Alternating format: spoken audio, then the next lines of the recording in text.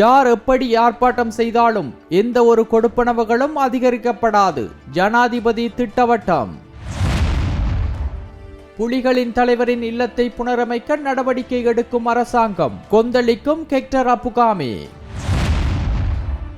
நீதிமன்ற அழைப்பை புறக்கணிக்கும் கோட்டபாய, நீதிமன்றத்தில் முன்னிலையாகுமாறு கோரி யாழில் போராட்டத்தில் குதித்த மக்கள்.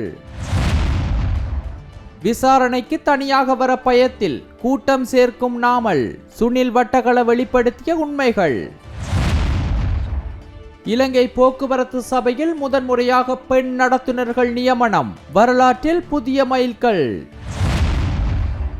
உயர் நீதிமன்றம் வழங்கிய அதிரடி அறிவிப்பு, உடனே நிறுத்தப்படும் நாடாளுமன்ற உறுப்பினர்களின் ஓய்வூதிய கொடுப்பனவுகள்.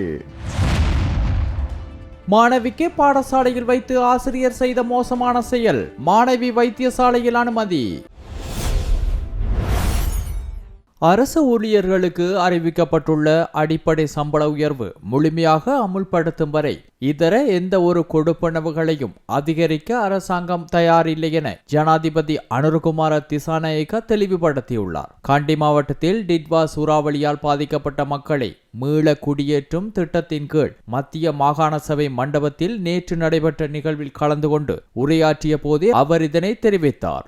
அரசு ஊழியர்களின் சம்பள உயர்வுக்காக 2025ஆம் ஆண்டு ரூபாய் 11 கோடியும் 2026ஆம் ஆண்டு ரூபாய் 11 கோடியும் 2027ஆம் ஆண்டு இறுதிக்கட்டமாக ரூபாய் 11 கோடியும் என மொத்தமாக 33 கோடி ரூபாய் ஒதுக்கப்பட்டுள்ளதாக ஜனாதிபதி குறிப்பிட்டார். 2027ஆம் ஆண்டளவில் அரசு ஊழியர்களின் அடிப்படை வேதன உயர்வுக்காக மட்டுமே இத்தனை பெரிய தொகை செலவிடப்பட்டுள்ள நிலையில் மீண்டும் மேலதிக கொடுப்பனவுகளை உயர்த்த வேண்டும் என கோரி சிலர் போராட்டங்களில் ஈடுபடுவதாக அவர் சுட்டிக்காட்டினார். எவ்வாறு யாரால் எந்த வடிவத்தில் ஆர்ப்பாட்டங்கள் முன்னெடுக்கப்பட்டாலும் 2027ஆம் ஆண்டின் 3ஆம் கட்ட சம்பள உயர்வு வழங்கப்படும் வரை வேறு எந்த ஒரு கொடுப்பனவுகளும் அதிகரிக்கப்பட மாட்டாது என ஜனாதிபதி உறுதியாக தெரிவித்தார். இயற்கை அனர்த்தங்களால் நாட்டின் பொருளாதாரம் கடுமையாக பாதிக்கப்படும் என சிலர் அச்சம் வெளியிட்டிருந்த போதும் 2 மாதங்களுக்குள் மின்சாரம், வீதி வசதிகள் மற்றும் குடிநீர் விநியோகம் வழமைக்கு கொண்டுவரப்பட்டுள்ளதாக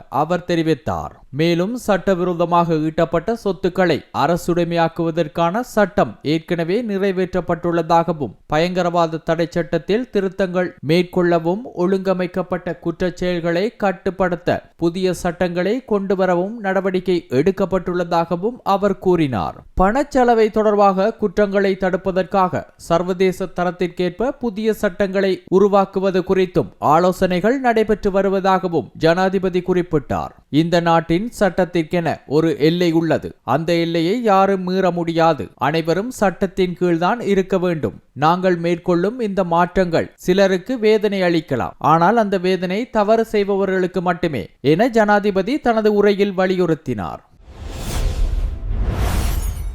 டிட்வா சூறாவளியால் பாதிக்கப்பட்ட மக்களுக்காக இதுவரை வீடுகளை நிர்மாணித்து வழங்காத அரசாங்கம் விடுதலை புலிகளின் முன்னாள் தலைவர் தொடர்புடைய வீட்டை புனரமைக்க நடவடிக்கை எடுத்து வருவதாக குற்றச்சாட்டு முன்வைக்கப்பட்டுள்ளது. இந்த செயற்பாடு மிகவும் வெட்கக்கேடானது என ஐக்கிய மக்கள் சக்தியின் நாடாளுமன்ற உறுப்பினர் ஹெக்டர் அப்புகாமி தெரிவித்துள்ளார். நாடாளுமன்ற அமர்வில் கலந்து கொண்டு உரையாற்றிய போதே அவர் இந்த விடயத்தை சுட்டிக்காட்டினார். தேசிய சுதந்திர தினத்தின் போது கடன் அடிப்படையில் கொள்வனவு செய்யப்பட்ட யுத்த உபகரணங்களை காட்சிப்படுத்த முடியாது என அரசாங்கம் தெரிவித்திருந்ததையும் அவர் நினைவூட்டினார். அவ்வாறு செய்யாமல் இருப்பது தேசிய அபிமானத்தை வெளிப்படுத்தும் செயல் அல்ல எனவும் ஹெக்டர் அப்புகாமி குறிப்பிட்டார். இராணுவத்தினர் யுத்த உபகரணங்களுடன் ஊர்வலமாக பங்கேற்கும் போதே அவர்களின் தியாகங்களுக்கு உரிய மரியாதை கிடைக்கிறது என்றும் அவர் வலியுறுத்தினார். மேலும் இராணுவத்தினர் செய்த தியாகங்களின் காரணமாகவே இன்று நாடாளுமன்ற உறுப்பினர்கள் தங்கள்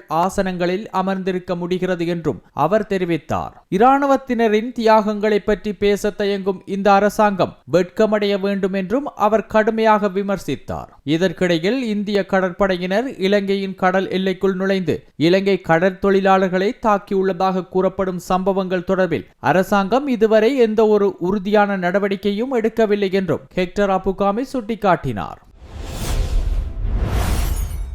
யாழ்ப்பாணத்தில் வலிந்து காணாமலாக்கப்பட்ட லலித்குமார் வீரராஜ் மற்றும் குகன் முருகானந்தன் ஆகியோரின் நிலை தொடர்பான தகவல்களை வெளிப்படுத்த கோரி நடைபெற்று வரும் வழக்கு விசாரணைக்கு அப்போதைய பாதுகாப்பு அமைச்சின் செயலாளர் கோட்டபாய ராஜபக்ச தொடர்ந்து நீதிமன்றத்தில் முன்னிலையாகாமல் இருப்பதற்கு எதிர்ப்பு தெரிவித்து யாழ்ப்பாணத்தில் நேற்று போராட்டம் முன்னெடுக்கப்பட்டது. குறித்த இருவரும் காணாமலாக்கப்பட்ட சம்பவம் தொடர்பாக அவர்களின் நிலை மற்றும் விவரங்களை வெளியிட கோரி யாழ்ப்பாண நீதவான் நீதிமன்றில் வழக்கு தொடரப்பட்டுள்ளதுடன் அதன் விசாரணைகள் தொடர்ச்சியாக நடைபெற்று வருகின்றன.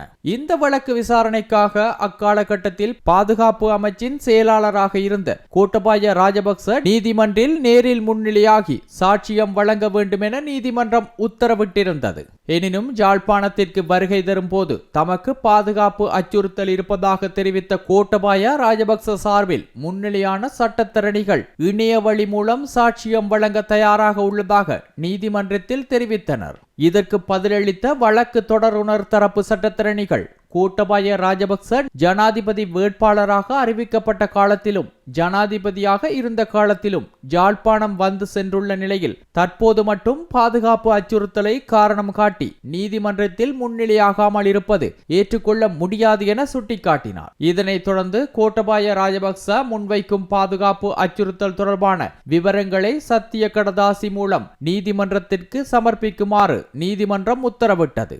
இந்த நிலையில் குறித்த வழக்கு நேற்று வெள்ளிக்கிழமை விசாரணைக்கு எடுத்துக் கொள்ளப்பட்ட போதிலும் கோட்டபாய ராஜபக்ச மீண்டும் நீதிமன்றத்தில் முன்னிலையாகவில்லை.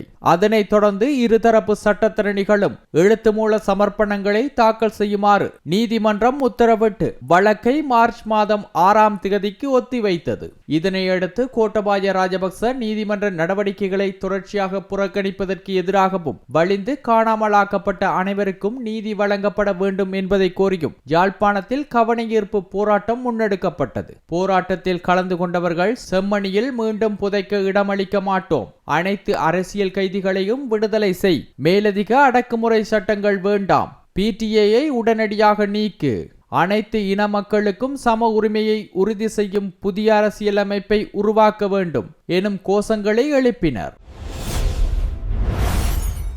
விசாரணைக்கு அழைத்தால் தைரியமாக வருவோம் என்று கூறிய நாமல் ராஜபக்ச தற்போது விசாரணைக்கு செல்ல வேண்டிய நேரங்களில் தன்னுடன் செல்ல ஆட்களை தேடி அலைந்து வருகிறார் என பொதுமக்கள் பாதுகாப்பு மற்றும் பாராளுமன்ற அலுவல்கள் பிரதி அமைச்சர் சுனில் வட்டகள குறிப்பிட்டுள்ளார். நேற்று வெள்ளிக்கிழமை பாராளுமன்றத்தில் நடைபெற்ற பொதுமக்கள் பாதுகாப்பு கட்டளை சட்டத்தின் கீழ் அமுல்படுத்தப்பட்ட அவசர கால சட்டம் தொடர்பான விவாதத்தில் உரையாற்றும் போதே அவர் இதனை தெரிவித்தார். அங்கு மேலும் பேசிய அவர் தனக்கு எதிராக மானநஷ்ட வழக்கு தாக்கல் செய்ய போவதாகவும் நாமல் ராஜபக்ச அறிவித்திருந்த போதிலும் இன்று வரை மாவட்ட நீதிமன்றத்தில் அத்தகைய வழக்கு எதுவும் தாக்கல் செய்யப்படவில்லை எனவும் சுட்டிக்காட்டினார். வழக்கு தாக்கல் செய்யும் வரை நான் காத்திருக்கிறேன். வழக்கு வந்தால் தான் நாமலின் மானம் தொடர்பான பல விடயங்களை வெளிப்படையாக கூற முடியும் என அவர் தெரிவித்தார். தொடர்ந்து உரையாற்றிய சுனில் வட்டகள நாமல் ராஜபக்ச தற்போது பௌத்த மதத்தை முன்னிலைப்படுத்தி தன்னை பௌத்தத்தின் பாதுகாவலராக காட்ட முயற்சித்து வருவதாகவும் விமர்சித்தார். ஜனாதிபதி அனுரகுமார திசாநாயக்க ஆட்சிக்கு வந்தால் பௌத்த மதம் அழிந்துவிடும் என்றும்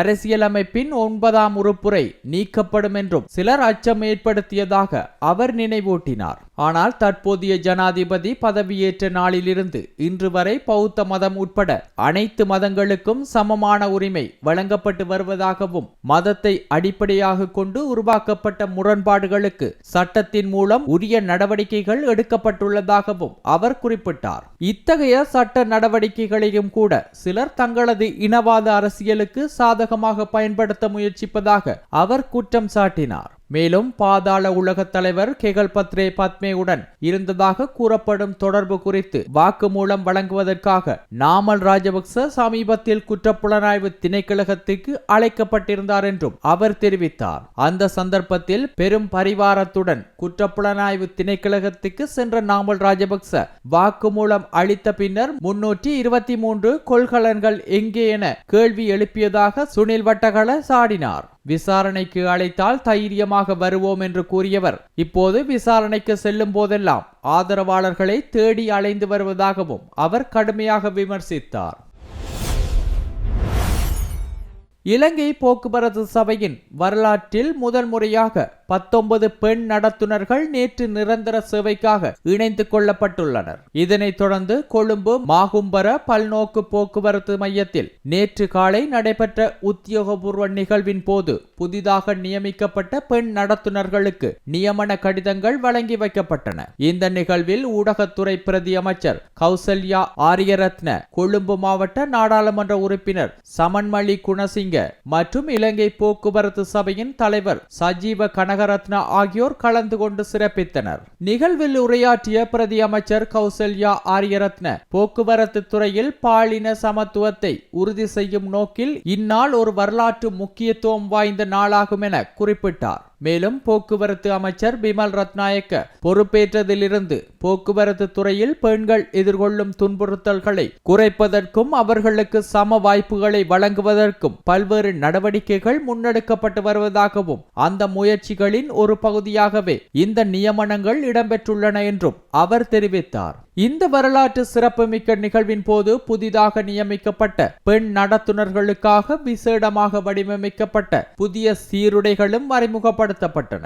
இந்த நியமனங்களின் மூலம் இலங்கையின் பொது போக்குவரத்து துறையில் பெண்களின் பங்களிப்பு புதிய உயரத்தை எட்டியுள்ளதாக பலரும் கருத்து தெரிவித்து வருகின்றனர். நாடாளுமன்ற உறுப்பினர்களுக்கான ஓய்வூதியத்தை ரத்து செய்ய முன்வைக்கப்பட்டுள்ள நாடாளுமன்ற ஓய்வூதியங்கள் சட்டம் மூலம் அரசியலமைப்புக்கு முரணானதல்ல என உயர்நீதிமன்றம் தீர்ப்பளித்துள்ளது. இந்த சட்ட மூலத்தில் உள்ள எந்த ஒரு விதியும் அரசியலமைப்புக்கு எதிரானதல்ல என்பதால் இதனை நாடாளுமன்றத்தில் சாதாரண பெரும்பான்மை வாக்குகளுடன் நிறைவேற்ற முடியும் என நீதிமன்றம் தெரிவித்துள்ளது. நாடாளுமன்ற உறுப்பினர்களுக்கு சிறப்பு ஓய்வூதிய சலுகைகள் வழங்கப்பட வேண்டும் என்பது அரசியலமைப்பை உருவாக்கியவர்களின் அடிப்படை நோக்கமாக இருக்கவில்லை என உயர் நீதிமன்றம் சுட்டிக்காட்டியுள்ளது. தற்போது நடைமுறையில் உள்ள ஓய்வூதிய சட்டத்தின் முன் அனைவரும் சமம் என்ற கோட்பாட்டிற்கு விதிவிலக்காக காணப்படுவதாகவும் புதிய சட்டம் மூலம் அந்த விதிவிலக்கை நீக்கி சமத்துவத்தை உறுதி செய்வதாகவும் நீதிமன்றம் விளக்கியுள்ளது. மேலும் இந்த சட்டம் மூலம் ஜனாதிபதி தேர்தலும் பொது தேர்தலும் நடைபெற்ற போது தற்போதைய அரசாங்கத்திற்கு மக்கள் வழங்கிய தெளிவான ஆணையின் அடிப்படையில் கொண்டுவரப்பட்டதாகவும் நீதிமன்றம் ஏற்றுக்கொண்டுள்ளது. நாடாளுமன்ற உறுப்பினர்கள் மற்றும் அவர்களின் குடும்பத்தினருக்கு வழங்கப்பட்ட வந்த ஓய்வூதிய முறைமையை ரத்து செய்ய கோரி தாக்கல் செய்யப்பட்ட மனுக்களை ஆராய்ந்த பின்னரே இந்த தீர்வு வழங்கப்பட்டுள்ளதாக தெரிவிக்கப்பட்டுள்ளது. அரசியலமைப்பின் 121 முதலாம் இலக்க பிரிவின் கீழ் இந்த சட்டம் மூலம் உயர் நீதிமன்றத்தில் சவாலுக்கு உட்படுத்தப்பட்டிருந்த நிலையில் அதற்கான நீதிமன்றத்தின் விளக்கம் இரகசியமாக சபாநாயகருக்கு அனுப்பி வைக்கப்பட்டிருந்தது. அந்த நீதிமன்ற வியாக்கியானம் தொடர்பான அறிவிப்பு நேற்றைய நாடாளுமன்ற அமர்வில் வெளியிடப்பட்டது. இதன்படி இந்த சட்டம் மூலம் அமலுக்கு வரும் நாளிலிருந்து முன்னாள் நாடாளுமன்ற உறுப்பினர்கள் மற்றும் அவர்களது குடும்பத்தினருக்கு வழங்கப்பட்டு வந்த ஓய்வூதிய கொடுப்பனவுகள் முழுமையாக நிறுத்தப்படும் என்பது குறிப்பிடத்தக்கது.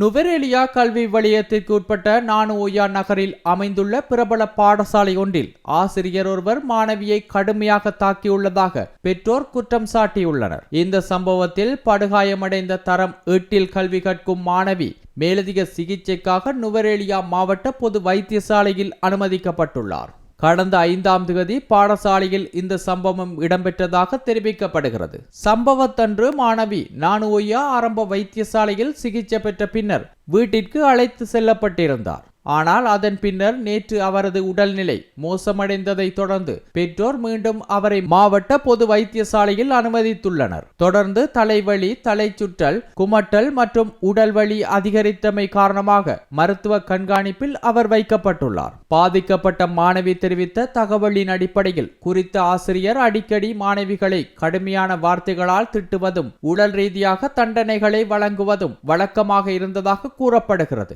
சம்பவ தினத்தன்று ஆசிரியர் மாணவியின் பெற்றோரை குறித்து தகாத வார்த்தைகளால் பேசியதுடன் மாணவியின் முகம், செவி பகுதிகளில் தாக்கி பின்னர் தலையை மேசையில் மோதியுள்ளதாகவும் முதுகு பகுதியில் பலமாக அடித்ததாகவும் மாணவி தெரிவித்துள்ளார். பெற்றோர் மற்றும் ஆரம்ப விசாரணைகளின் மூலம் குறித்த ஆசிரியர் முன்னரும் பல மாணவர்களை மனிதாபிமானமற்ற முறையில் தாக்கியுள்ளமை தெரிய வந்துள்ளதாக போலீஸ் தரப்புகள் கூறுகின்றன. இதற்கு முன்னர் ஒரு மாணவனை தும்புத்தடியால் தாக்கிய நிகழ்வும் பதிவாகியுள்ளதாக தெரிவிக்கப்படும் கூறப்படுகிறது. இந்த சம்பவம் தொடர்பில் மாணவியின் பெற்றோர் வழங்கிய முறைப்பாட்டின் அடிப்படையில் நானுஓயா போலீசார் விசாரணைகளை ஆரம்பித்துள்ளதுடன் குறித்த ஆசிரியரை விசாரணைக்கு உட்படுத்தி சட்ட ரீதியான நடவடிக்கைகளை மேற்கொள்ள நடவடிக்கை எடுத்து வருகின்றனர்.